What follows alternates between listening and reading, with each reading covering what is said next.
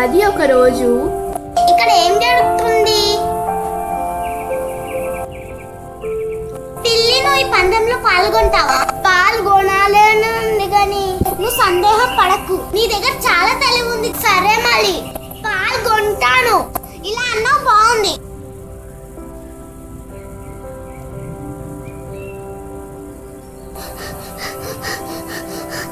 అమ్మయ్య, ఇక నేను వెళ్ళిపోవచ్చు. అమ్మయ్య, ఇంకొద్ది దూరమే అని అనుకుంటుంది ఆ తాబేలు. అనుకున్నట్టుగానే ఆ తాబేలు గెలిచి చూపిస్తుంది అని అందరూ తనని ఎంతో పొగుడుతారు. ఆ రోజు తనకొచ్చిన ఆనందం ఇంకే రోజు ఎవ్వరూ ఇవ్వలేదు.